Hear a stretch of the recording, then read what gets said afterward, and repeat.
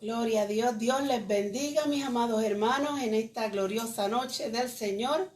Un día más y una noche más que nuestro Señor nos ha permitido, bendito Jesús, estar nuevamente aquí delante de ustedes para dar otro estudio más del libro de Apocalipsis. Amén. Hoy vamos a estar hablando del capítulo 2, las iglesias del Apocalipsis, y en específico en la iglesia de Éfeso, que es la primera iglesia a la que el apóstol Pablo le habla. Amén, gloria a Jesús. Vaya dándole share, comparta a otros, dígale a otros que ya comenzamos. Y usted busque su Biblia y busque libreta o lápiz y papel para que comience, ¿verdad?, junto con nosotros a hacer el estudio de hoy. Amén. Gloria a Jesús. También le decimos que nuestro canal de YouTube, Ministerio de Enseñanza Bíblica Pan del Cielo, está disponible para todo aquel que quiera suscribirse. Ahí estamos poniendo los estudios. Está el libro de Daniel, estamos poniendo los de Apocalipsis según se van dando, y hay otros estudios y cositas de interés. Así que entre y vea el canal y suscríbase. Amén, gloria a Jesús. Bien, vamos a orar para comenzar. Jesús, gloria a Jesús. Amantísimo Dios y Padre celestial, bendito tú eres, Señor. Te alabamos, bendecimos tu nombre y te damos gracias. Gracias por tu inmenso amor y por tu misericordia, Señor. Oh Jesús de Nazaret, te pedimos que tú te glorifiques en esta tarde, Señor, oh Dios. Háblanos a través de tu palabra, porque queremos aprender cada día más y más de ti. Aleluya. Queremos poner por obra aquello que está escrito, sobre todo, Señor, aleluya, porque queremos agradarte. Queremos, Señor, irnos contigo a las mansiones celestiales, Padre, celestial. Ayúdanos, Señor. Mira cada una de las personas que está mirando, escuchando este estudio bíblico. Señor, bendícelo grandemente. Dale entendimiento, dale sabiduría y toca los corazones, Señor. Sobre todo, Padre amado, para que las vidas sean salvas. Salva las almas, liberta, rompe cadenas y ataduras, Señor, oh Dios, y llénanos de ti, llena tu pueblo, derrama de tu bendición sobre cada uno de nosotros, Señor. Todo te lo presentamos y lo ponemos delante de ti para tu gloria y tu honra, en el nombre de Jesús. Amén y amén. Bien, y dando unos minutitos más, vamos a cantar un corito, gloria a Jesús. Amén, gloria a Dios. Que esta tarde, mientras estaba, ¿verdad?, escribiendo el estudio que mi esposo hace y estudiando la palabra, pues vino a mi mente.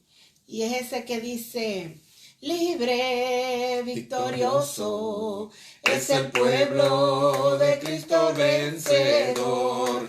Libre, victorioso, es el pueblo de Cristo vencedor. Venció, las cadenas rompió, venció, y una puerta se abrió, venció, y por siempre reinó, y con él reino yo. Libre, gloria a Dios, victorioso, es el pueblo de Cristo el vencedor.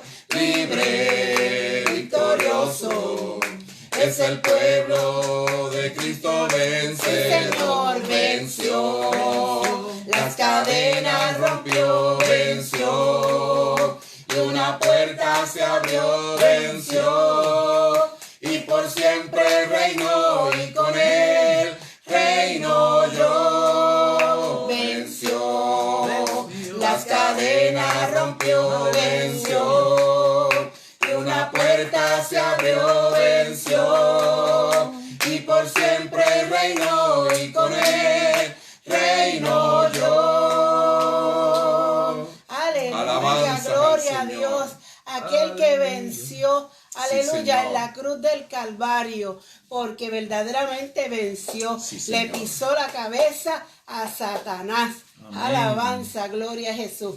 Bien, vamos a tener El estudio de hoy, el mensaje a la iglesia de Éfeso en Apocalipsis capítulo 2 del 1 al 7. Gloria a Dios. Amén. Dios les bendiga, Dios les guarde. Aleluya. Y como mi esposa acaba de decir, pues vamos a empezar con este capítulo 2 y vamos a ver aquí, vamos a empezar leyendo ese verso 1. Amén, que dice: escribe al ángel de la iglesia de Éfeso, el que tiene las 7 estrellas en su diestra, el cual anda en medio de los 7 candelabros de oro, dice estas cosas. Este verso 1 nos está revelando quién es el que escribe, o sea, el que escribe al ángel de la iglesia de Éfeso, que no solamente es a esa iglesia, sino a las 7 iglesias en total, escribe la misma persona. ¿Y quién es ese? Pues está dando una pista de la persona que es cuando dice el que tiene las 7 estrellas en su diestra, en su mano derecha, el cual anda en medio de los 7 candelabros de oro. Entonces vamos a ver aquí en el mismo capítulo anterior, capítulo 1, vamos a leer el verso 11 y el 12 que nos dice, amén, capítulo 1 de Apocalipsis, versos 11 y 12, que nos da claramente de quién está hablando ahí. ¿Cómo dice? Que decía: yo soy el alfa y el omega, el primero y el postrero. Escribe en un libro lo que ves y envíalo a las 7 iglesias que están en Asia, es a saber, a Éfeso, a Esmirna, a Pérgamo, a Tiatira y a Sardis y a Filadelfia y a la Odisea. Y volvíme para ver la voz que hablaba conmigo, y vuelto vi 7 candelabros de oro. Aquí está viendo en la visión que ve en el capítulo 1, el apóstol Juan escucha esta voz, dice una voz como de trompeta, una gran voz. Y cuando él escucha esa voz que le dice eso, yo soy el alfa y el omega, y fíjese que está diciendo: escribe en un libro lo que ves. O sea, todo esto que está escrito en el libro de Revelación o de Apocalipsis es lo que vio el apóstol Juan, que fue una revelación que Dios le mandó para que él lo escribiera, para escribirla ¿a quién? A nosotros. Nosotros somos esas 7 iglesias que están mencionando ahí. Amén. Éfeso, Esmirna, Pérgamo, Tiatira, Sardis, Filadelfia y la Odisea. Se refiere a los creyentes que iban a vivir en 7 épocas diferentes en la historia de la iglesia. La historia de la iglesia está dividida, por lo menos en la palabra de Dios, en estas 7 épocas. Y la primera de ellas es la de Éfeso, que es la que vamos, si Dios lo permite, empezar a estudiar hoy. Amén. Y dice que cuando Juan se volvió, el verso 12, vio que habían 7 candelabros de oro, o candelabros, amén. Y el verso 16, por favor, léelo. Y tenía en su mano derecha 7 estrellas, y de su boca salía una espada afilada de 2 filos, y su rostro era resplandeciente como el sol resplandece en su fuerza. O sea que está diciendo que esa persona que está escribiendo, dictando esta carta, ese mensaje es la misma que ve en el capítulo 1 y está describiendo parte de lo que vio Juan. Está viendo un Cristo glorificado. Amén. No como él vino la primera vez, sino como está ahora, que está sentado a la derecha del Padre y está de esta forma, con su cuerpo glorificado. Y 2 características es que tiene 7 estrellas en su diestra. Y las estrellas significa alabanzas al Señor, mensajeros, ángeles, o sea, los pastores, la persona que va a llevar el mensaje, alabanzas al Señor. Amén. Y vamos a ver en Daniel 12:3. Alguien te quedó el 18 al 20. Sí. ¿No? No, léete ese primero. ¿Cuál? Daniel 12:3. Ok. Gloria a Jesús. Se me lo cambió. Ahí en el libro de Daniel nos explica acerca de la estrella, amén, de los mensajeros. Amén. ¿Cómo dice? Y los entendidos resplandecerán como el resplandor del firmamento, y los que enseñan a justicia a la multitud, como las estrellas a perpetua eternidad. Los que enseñan justicia a la multitud. O sea que se le envía la carta al ángel de la iglesia, al que va a hablar, a darle el mensaje a la iglesia. Amén. El mensaje se le lleva a él para que él lo lleve a los demás. Amén. Y significa que esa persona es un mensajero. Ese es el pastor de la iglesia. Amén. El que va a llevar y tiene que llevar el mensaje que Dios le da. No puede dar el mensaje que él quiere dar, ni que le gustaría, ni que él, ¿verdad? Ni lo que la gente quiere escuchar tampoco. Hermano, aquí todo se basa en lo que Dios manda a decir. Y que somos fieles mensajeros de aquel que envió el mensaje. Amén. Dice, el que tiene las 7 estrellas en su diestra. Quiere decir que esos 7 estrellas representan 7 mensajeros, 7 pastores, están en la mano derecha del Señor. Aleluya. Amén. Y si están en la mano derecha del Señor, hermano, implica que Él los está guardando, los está protegiendo. Alabanzas al Señor, con la diestra de su justicia. Y dice que anda en medio de los 7 candelabros de oro. Y vamos a leer ese verso, eso que en Hechos, alabanzas al Señor. No, vamos a leer el del verso 18 al 20, del capítulo 1. Del 18 al 20. Y el que vivo y he sido muerto, y he aquí vivo por los siglos de los siglos. Amén. Y tengo las llaves del infierno y de la muerte. Ahí está identificando claramente quién es el que lleva el mensaje. Que vivo, he sido muerto, y he aquí que vivo por los siglos de los siglos. Y además de eso, tiene las llaves del infierno y de la muerte. ¿Por qué? Porque venció la muerte. Amén. Él venció la muerte, como dice de las cartas de Pablo. ¿Dónde está muerte tu aguijón? ¿Dónde está sepulcro tu victoria? Porque el Señor te venció. Sí, Señor, amén. amén. Y el verso 19, ¿qué dice? Escribe las cosas que has visto y las que son y las que han de ser después de esta. Como mencioné en el estudio anterior, ese versículo 19 del capítulo 1 se podría llamar, como decir, el resumen de todo el libro de Apocalipsis. Ahí está resumido por completo. Les voy a decir por qué. El Señor le dice a Juan, escribe las cosas que has visto. O sea, lo que él ha visto ya. ¿Y qué vio? Pues capítulo 1, que vio una revelación, vio a Jesucristo glorificado, lo que él vio, él lo describió ya. Y las cosas que son, y las que son está hablando de algo que es presente, algo que está sucediendo ahora. Pues le voy a decir algo. En el momento que Juan tiene esta visión, ya estábamos viviendo él, igual que nosotros, el tiempo de la iglesia, que es el tiempo donde Dios va a prestar más atención al pueblo gentil. No que no se van a salvar judíos, se salvan, pero mayormente está Dios poniendo su atención en el pueblo gentil. Pero esa atención se acaba cuando viene el arrebatamiento y se lleva a la iglesia. Amén. Así que las cosas que son el capítulo 2 y el capítulo 3 de Apocalipsis, los mensajes a las 7 iglesias del Apocalipsis. Amén. Y después dice, y las cosas que han de ser después de esta. Habla del futuro, lo que va a suceder durante la gran tribulación y después el milenio y después la eternidad también, porque el libro de Apocalipsis, en sus 22 capítulos, incluye todo eso hasta la eternidad. O sea, este es el gran libro del final de la palabra de Dios. Amén. Tenemos 2 grandes libros, aunque todos son grandes y todos son preciosos. El del principio, el Génesis, y el del final, el Apocalipsis. Amén. Amén. Amén. ¿Cómo empezaron todas las cosas? ¿Cómo van a terminar todas las cosas? Gloria al Señor. Así que el capítulo 4 en adelante empiezan las cosas que han de ser después de esta.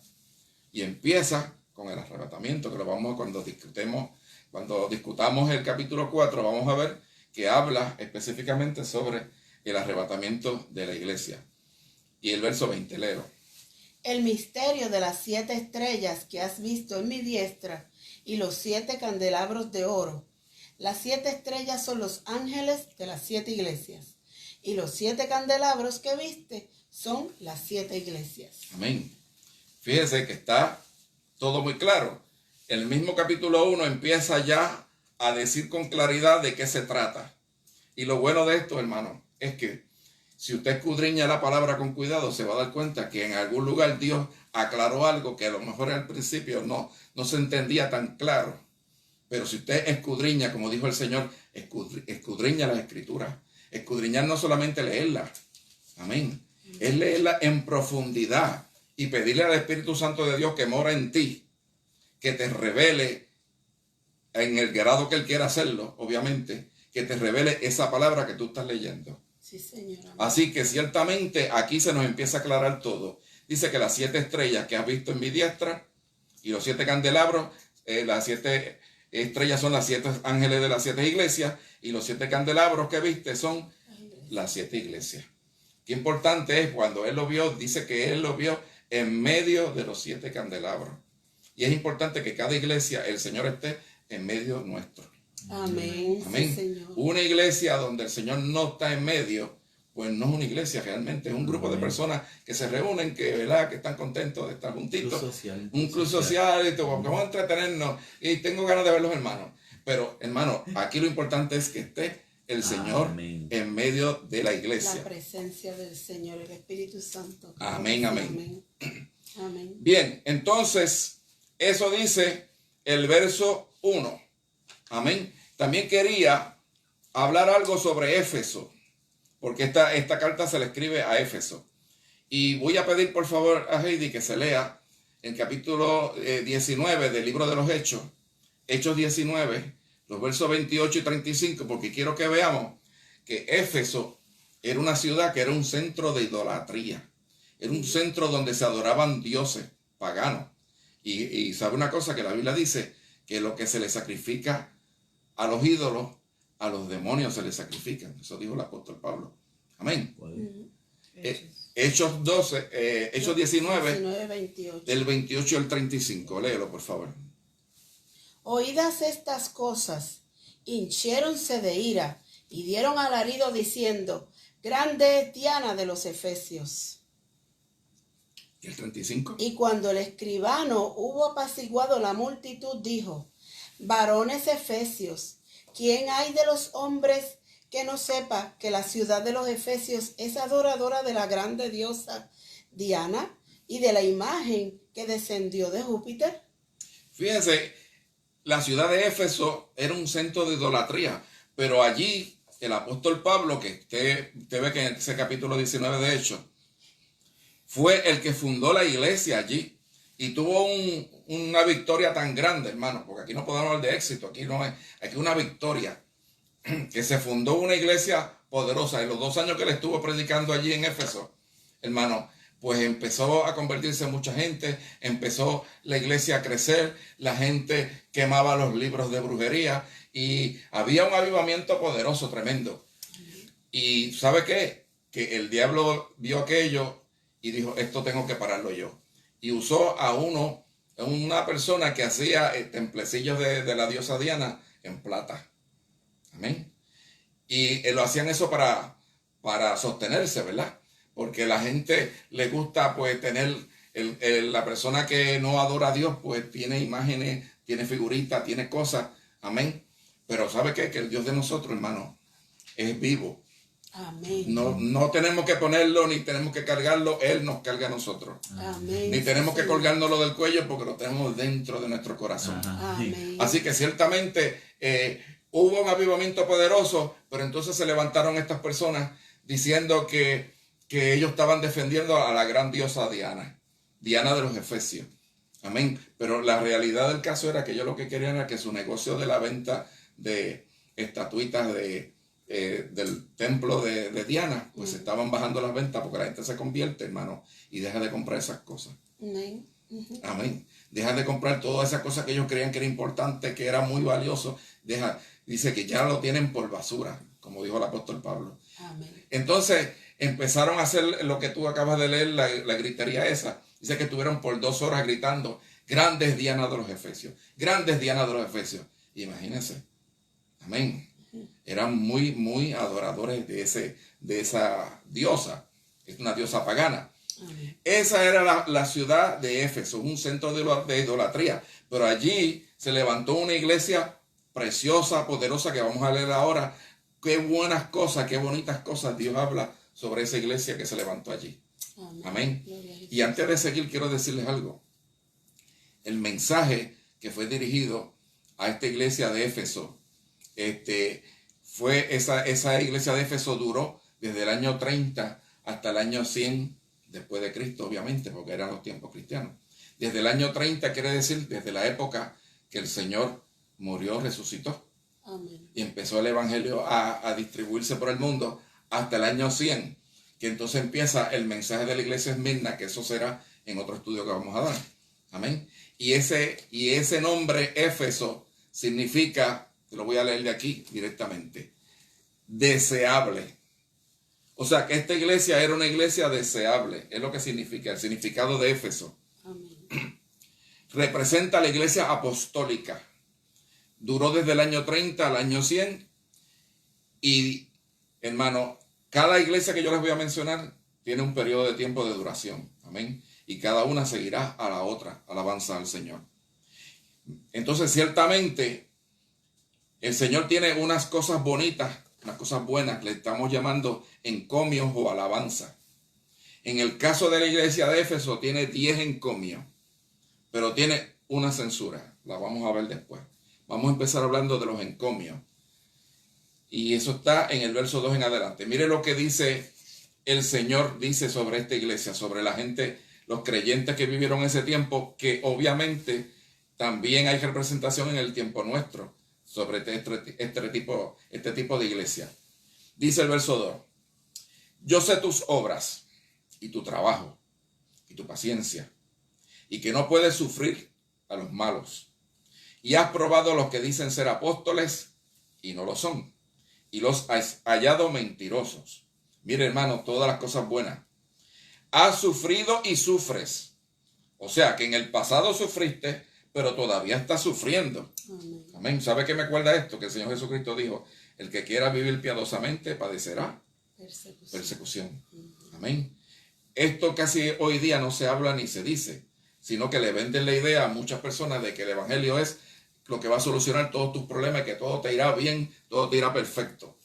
Bueno, espiritualmente sí, porque inclusive si pierdes tu vida por causa del evangelio, pues la ganas realmente. Amén. Amén. Quiere decir que sí, pero dice aquí que esta iglesia había sufrido y todavía sufría. Y has trabajado por causa de mi nombre. Fíjate que al principio del verso 2 dice, yo sé tus obras y tu trabajo. Y ahora viene y vuelve y le dice, has sufrido, sufres y has trabajado por causa de mi nombre y no has desfallecido. Amén. El trabajo nunca termina. Has trabajado, estás trabajando y seguirás trabajando. Pero mire lo importante, no han desfallecido, no se han desanimado, no se han venido abajo. Amén. Amén. Pero el verso 4 tiene algo que no es tan positivo. Dice, pero tengo algo contra ti, porque has dejado tu primer amor. Mire, hermano, todas las cosas buenas que ha mencionado el Señor, que ahora mismo son 9, falta una más que la vamos a mencionar más abajito, todavía no viene. Viene en el verso 6, me parece. Sí. Y tantas cosas buenas que han mencionado 9 hasta ahora. Amén. Mire lo que le ha dicho. Conozco tus obras, tu trabajo, tu paciencia. No puedes sufrir a los malos. Has probado a los falsos apóstoles. Fíjense, hermano, probar los falsos apóstoles, lo que sea. Hay que probar, dice la Biblia, probar los espíritus para ver si son de Dios. Amén. O sea, Dios no quiere que tú aceptes como bueno cualquier cosa. No. Tú tienes que probarlo. Tú tienes que probarlo en base a la palabra de Dios.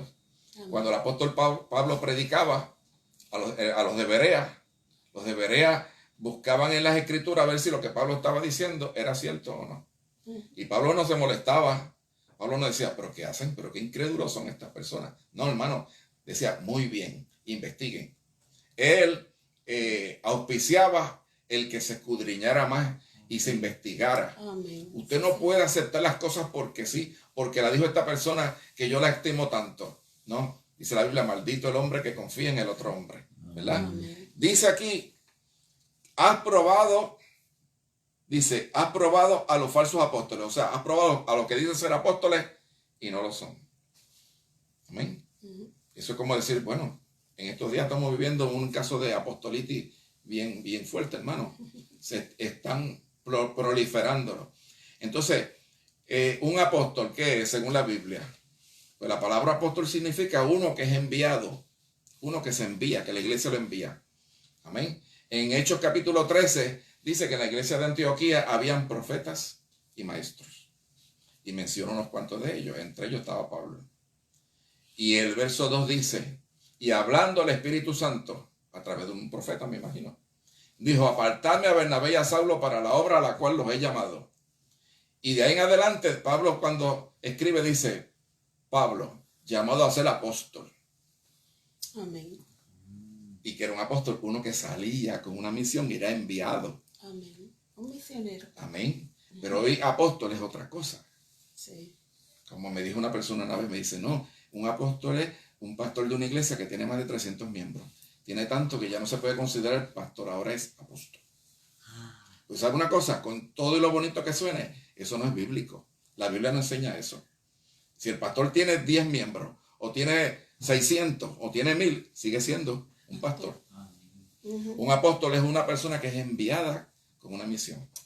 ¿Eh? Usted se ve en Efesios 4:11, menciona los 5 ministerios y empieza con el apóstol, dicho sea de paso. Aquí en esos 5 ministerios no dice misionero. ¿Qué quiere decir? Que no hay misionero. El primero. Amén. Las palabras, hermano, con el tiempo le queremos cambiar el significado, que diga otra cosa. Sí. No, debemos mantenernos siempre en el significado original que tenían. No estar nosotros haciéndole cambios, modificaciones, para que diga una cosa. Porque a nosotros los seres humanos nos gustan los títulos. ¿Ves, Heidi? Me gustaría que me llamaran un título, qué sé yo, una cosa bonita, porque me llena el ego.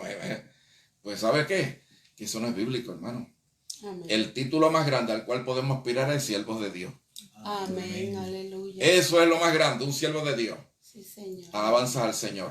Amén. Y dice la palabra que cuando hace lo que tiene que hacer, siervo inútil es. Sí, Señor. Así que, mejor título, siervo inútil. Santo Dios. Ay, hermano, yo no puedo, yo que necesito un título más grande. Pues ore a Dios a ver qué título le ponemos. Alabanza al Señor. Así que ciertamente, hermano, dice, probó lo que decían ser apóstoles y los halló faltos. Dice, los ha hallado mentirosos. Y el verso 3 dice, has sufrido y sufres, has trabajado por el Señor, no has desfallecido. Pero la censura es, has dejado tu primer amor. Tantas cosas buenas y una mala. Y yo pregunto, ¿eso es tan grave? ¿Dejarle el primer amor es grave? Bendito Tan Dios. terrible es. Pues mire, le voy a decir lo que dice la Biblia. El verso que sigue. El verso 5. Mire si es malo. Por lo cual ten memoria de dónde has caído. Eso es caerse, hermano. Y arrepiéntete. Y haz las primeras obras. Si no haces las primeras obras y no te arrepientes, dice, si no, vendré a ti prestamente y quitaré tu candelabro de su lugar si no te arrepintieres. Hermano, es malo, malísimo. Porque si el Señor quita el candelabro del lugar donde está, ya no somos iglesia.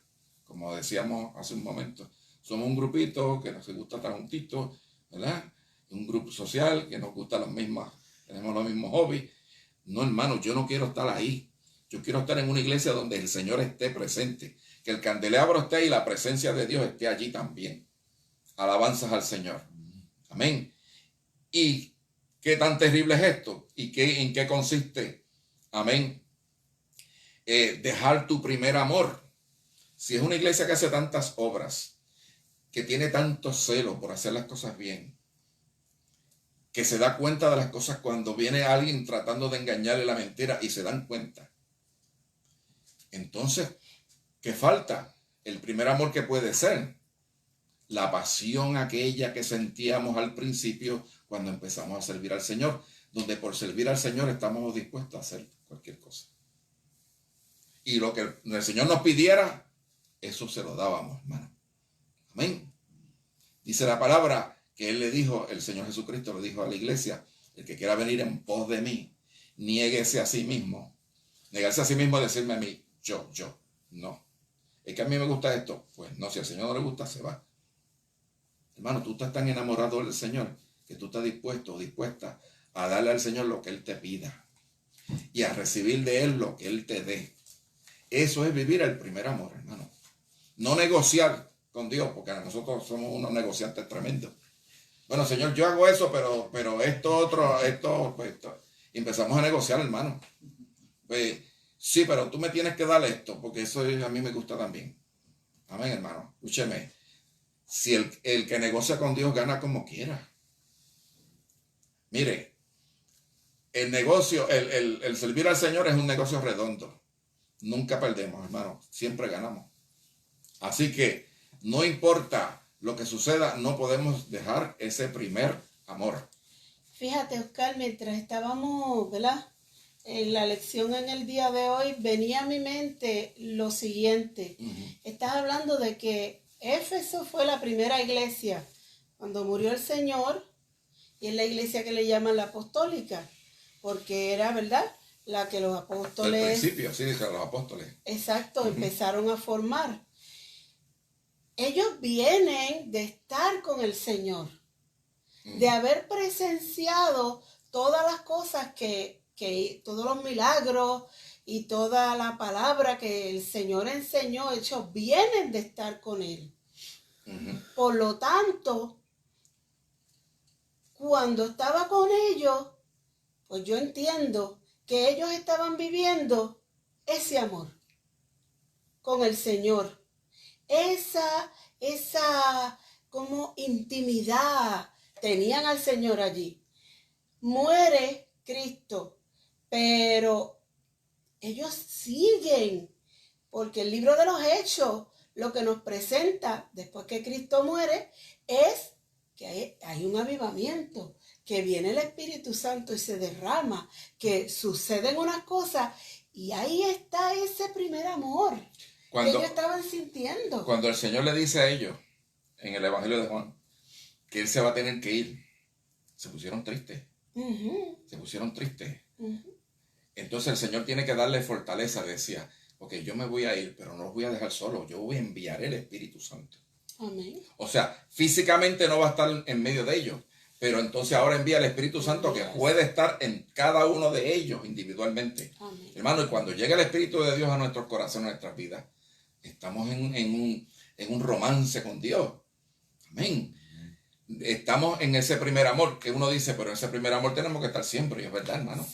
Siempre. Constante. Porque dicen, ven uno que se convirtió recientemente y está bien gozoso y contento, y dice, ese que está en el primer amor. Y uno dice, ¿y tú dónde estás entonces? Que no estás haciendo eso.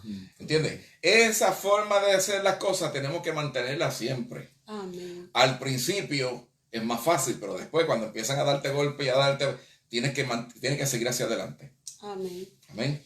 Cuando tú y yo nos conocimos, que éramos novios, amén, tremendo.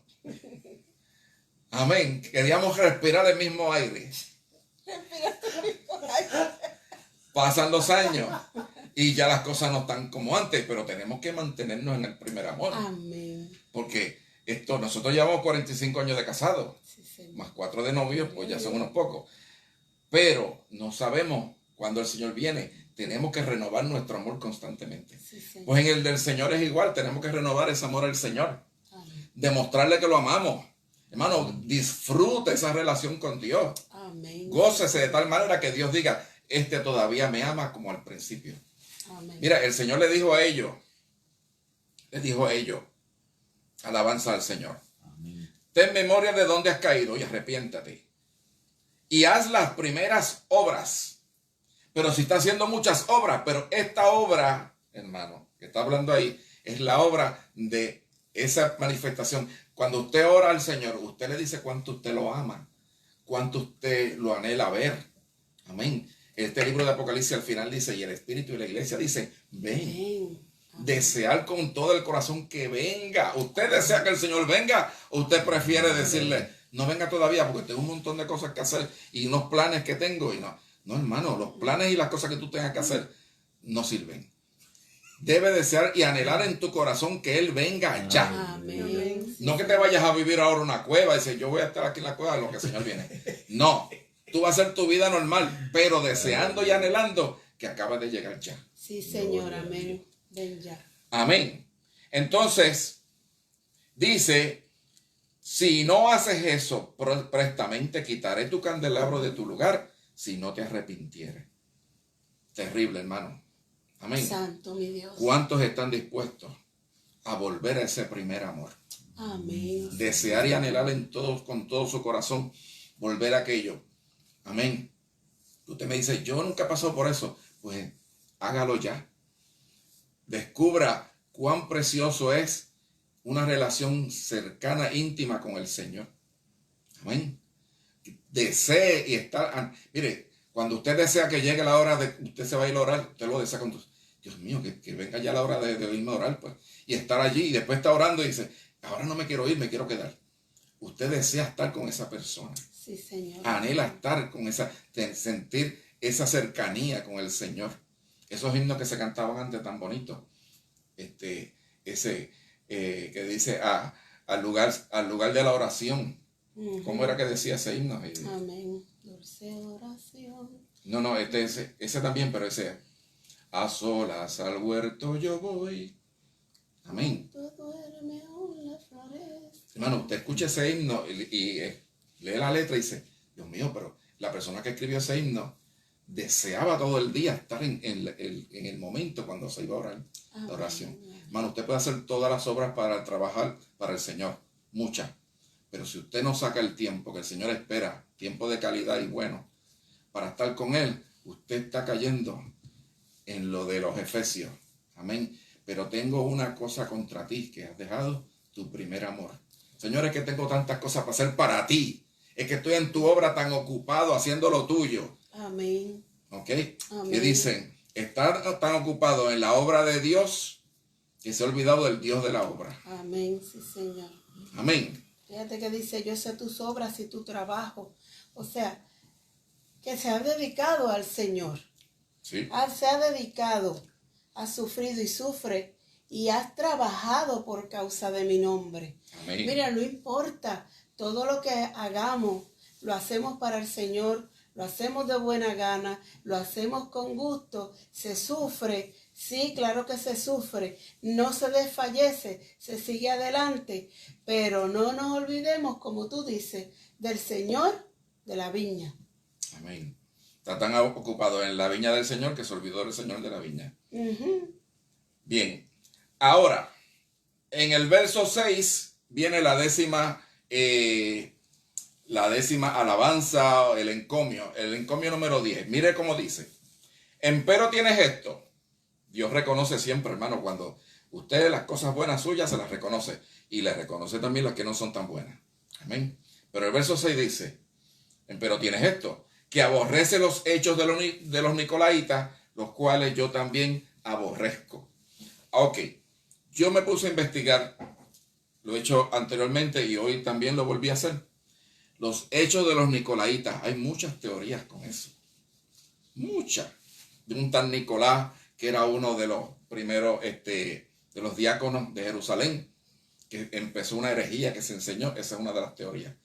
El otro, y todo, tiene muchas explicaciones, pero hubo una que yo ciertamente, el Espíritu de Dios que mora en mí, me dijo, por ahí es que va la cosa. Amén. Nicolaíta. Y le voy a dar aquí una información que conseguí que está muy buena. Si usted busca la palabra Nicolaíta, las raíces de esa palabra, en el idioma griego, amén, dice que la palabra, la parte que dice Nico, significa dominio o conquista sobre los otros, conquistar. El Nico es conquista, control, amén, de persona. Y Laos, que se divide de esa forma, Nico y Laos. Laos significa gente común, o sea, los laicos. De ahí viene la palabra laico. Laico viene de Laos. De hecho, la palabra Laodicea también. Laos significa gente, laico. Y dicea, dique, que quiere decir costumbre. Que eso lo vamos a ver más adelante cuando vayamos a hablar de la iglesia de Laodicea, que es una iglesia que tiene las costumbres de la gente. Amén. Entonces, pero en este caso, dominio o conquista y de la gente común o los laicos. En otras palabras, lo que significa es dominio sobre el pueblo mediante una estructura eclesiástica. Los laicos se controlan una estructura. Y le voy a decir algo. Esto es una cosa que en el momento que el Señor le está hablando a la iglesia de Éfeso, eso no estaba en la iglesia, eso estaba afuera. Y el Señor le dice, tienes algo bueno, fíjate, que aborrece la doctrina de los nicolaitas, la cual yo también aborrezco. ¿Entiendes? Aborrece los hechos de los nicolaitas, los cuales yo también aborrezco. Ok, ¿qué pasa?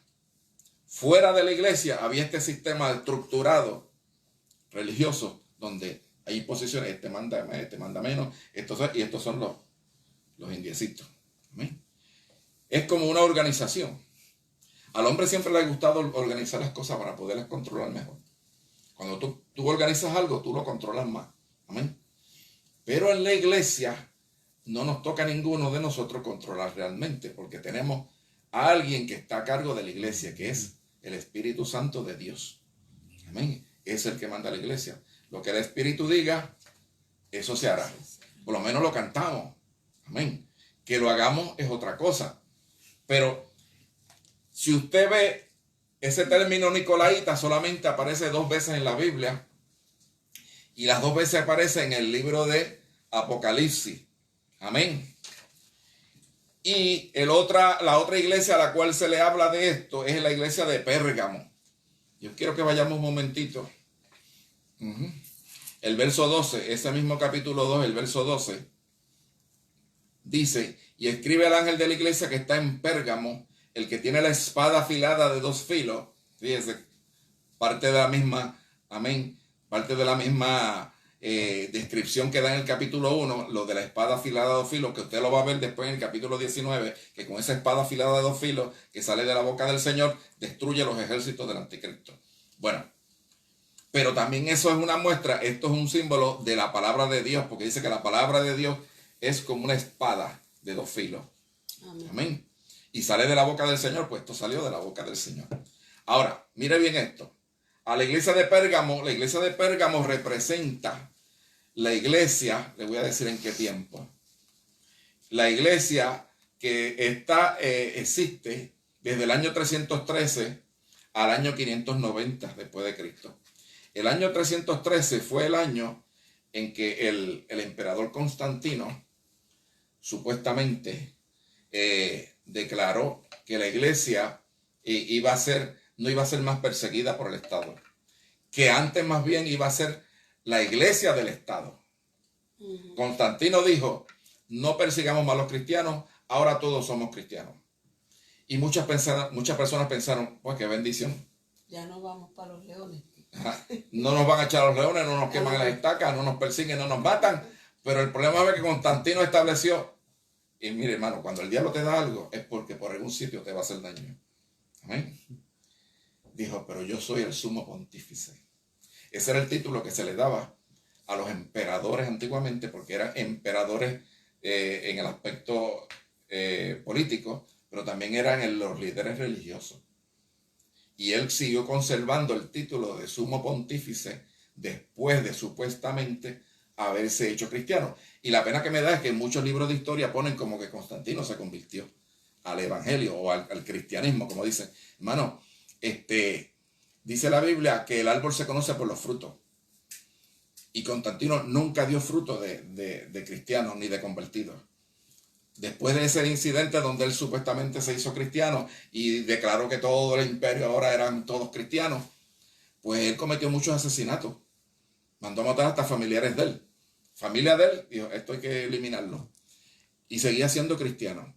Ahí es que entra el concepto entonces, porque la palabra Pérgamo, que es ese periodo de tiempo que yo les mencioné, significa torre, gobierno, y gamo es matrimonio. Por ejemplo, una persona que tiene un solo, ¿cómo se llama? Un solo cónyuge es un monógamo. Y uno que tiene 2 es un bígamo. ¿Verdad? Entonces, ¿qué pasa? Gamo significa matrimonio. Es lo que la palabra significa Pérgamo, es que el gobierno se casó con la iglesia. Se juntaron. ¿Y cuál es el resultado de eso? Pues lo que se conoce actualmente hasta el día de hoy, se conoce como la religión católica romana, que todavía existe. Y seguirá existiendo por lo que veo en la Biblia, así va a seguir por un tiempo más. ¿Qué quiere decir? Que el hecho de haber sucedido esto, amén, el nicolaísmo, cuando usted lo va a ver en Pérgamo, el nicolaísmo ahora está dentro. Vamos a seguir leyendo lo de Descartes, aunque tengo que discutirla después con calma, pero es para que entiendan lo del nicolaísmo. Amén. Amén. Alabanzas al Señor. Gloria a Dios. Tengo unas pocas cosas contra ti. El verso 15. Así también tú tienes a los que tienen la doctrina de los nicolaítas, la cual yo aborrezco. Fíjense que a la iglesia de Éfeso le dice, tienes algo bueno, aborrece a los nicolaítas como yo también aborrezco a los nicolaítas. Pero en esta de Pérgamo ahora resulta que está dentro, no está afuera. Así tú también tienes a los que tienen la doctrina de los nicolaítas, la cual yo aborrezco. Es el único sitio en la Biblia que aparece los nicolaítas 2 veces. Yo me voy de la explicación, yo prefiero esta del significado de la palabra. Ok, en el tiempo del principio la iglesia apostólica no tenía estructura eclesiástica para controlar a los laicos. Después, desde Constantino en adelante, entonces se establece lo que es los laicos y los clérigos. Clérigos y laicos. Estos mandan, estos obedecen. ¿Lo vieron? Es un tipo de organización y eso todavía existe. Hasta iglesias evangélicas existe. Y se inventan muchos tipos de títulos diferentes.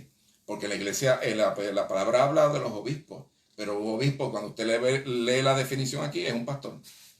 No es otra cosa. Un apóstol, pues un misionero. Eso es lo que es. Amén. Entonces, para puestos nuevos hay que buscar nombres, cambiar el significado de ese nombre y ahora tenemos una nueva. Hermano, Dios aborrece el tipo de organizaciones donde el Espíritu Santo de Dios se echa afuera y empiezan a mandar a los hombres. Dios no quiere eso, hermano. Amén. ¿Me están entendiendo? Alabanza al Señor. Bien, entonces, el verso 7. El que tiene oído, oiga lo que el Espíritu dice a las iglesias. Al que venciere daré de comer del árbol de la vida, el cual está en medio del paraíso de Dios. El árbol de la vida. Vamos a Génesis capítulo 2, verso 9, que es donde primero aparece el libro, el árbol de la vida. Y vamos a ver lo que es. Léelo, por favor. Había también hecho producir Jehová Dios de la tierra todo árbol deseable a la vista y bueno para comer, y el árbol de la vida en medio del huerto, y el árbol de ciencia de bien y de mal. Ahí vemos muchos árboles, pero vemos que destacan 2 árboles. Uno es el árbol de la vida y el árbol de la ciencia del bien y el mal. Amén. Léete el verso, capítulo 3, verso 22 y el verso 24. Y dijo Jehová Dios, he aquí, el hombre es como uno de nos, sabiendo el bien y el mal. Ahora pues, porque no meta su mano y tome también del árbol de la vida y coma y viva para siempre. El 24. Y echó al hombre y puso al oriente del huerto de Edén querubines y una espada flamante que andaba alrededor para guardar el camino del árbol de la vida. Bien, el árbol de la vida aparece en Génesis, capítulo 2 y capítulo 3, y desaparece de la Biblia hasta al final en Apocalipsis.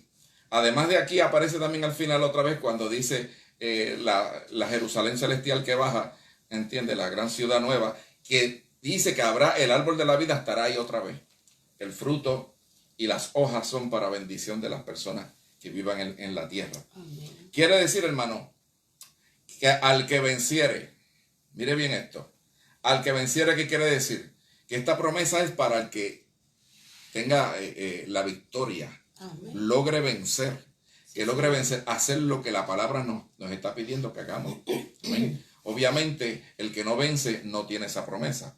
Amén. Sí, Señor. Dice, el que tiene oído, oiga lo que el Espíritu dice a las iglesias.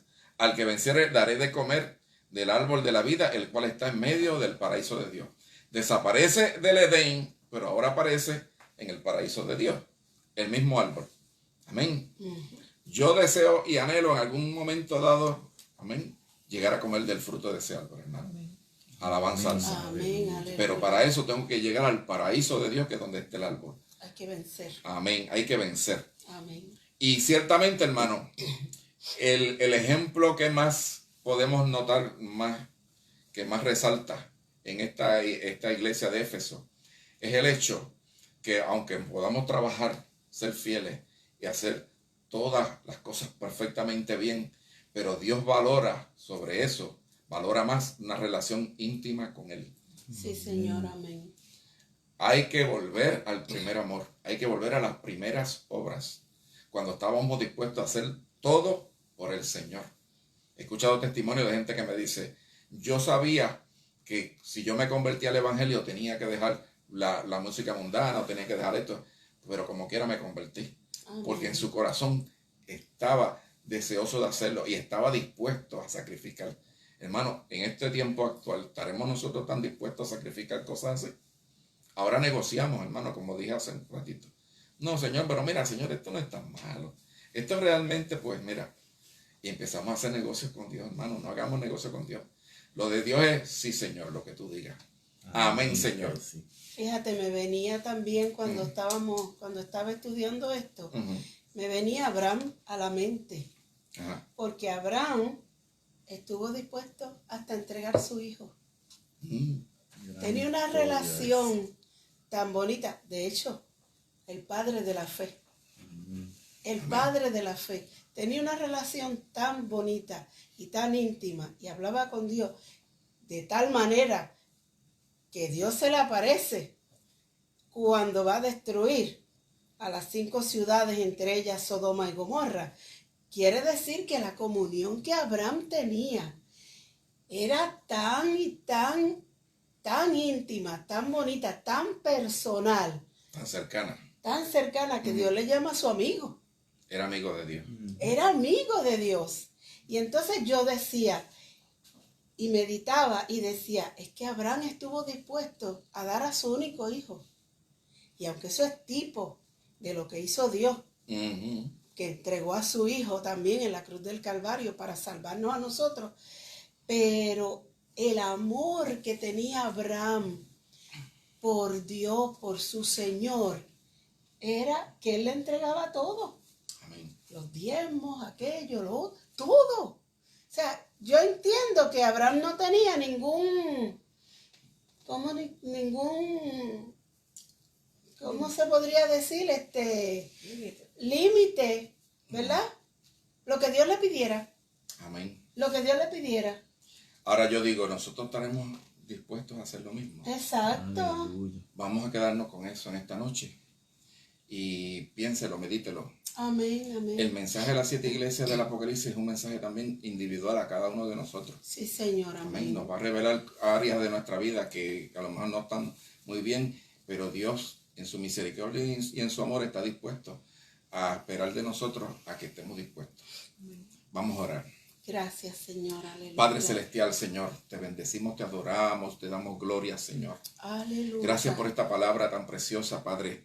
Mira este mensaje, Señor, a la iglesia de Éfeso, Señor.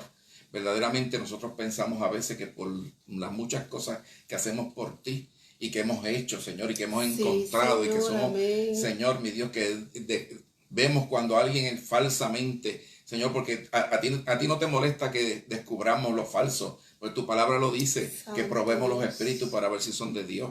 Amén. Y tu palabra dice que el espiritual lo juzga todo, Señor, y Él no es juzgado de nadie. Amén, Señor, aleluya. Tu palabra enseña tantas cosas, pero aún así, Señor, aunque hagamos todo eso bien, tú esperas de nosotros que no, Gloria, Señor, dejemos nuestro primer amor contigo. Sí, como hacía Abraham, Señor. Abraham, que era tu amigo, Señor. Tu amigo, Padre, que tú, aleluya, Señor, te le revelabas a él y le decías lo que tú ibas a hacer, sí, lo que tú planeabas hacer y escuchabas su opinión, Padre. No que tú le pedías la opinión a ver qué tú tenías que hacer, sino, Padre, escuchabas como el que escucha a un amigo, Señor. Que nosotros podamos ser de esa misma manera, Padre. Aleluya. Ayúdanos, Señor, porque lo necesitamos y más en estos días tan difíciles, este tiempo, Señor, tan terrible que estamos viviendo, Padre. Ayúdanos, Padre, porque queremos estar en ese primer amor. Amén. Te lo pedimos todo en el nombre de Jesús y te damos las gracias, Señor. Amén, amén. Dios les bendiga, Dios les guarde, hermano. Gloria a Jesús. Gloria a Dios.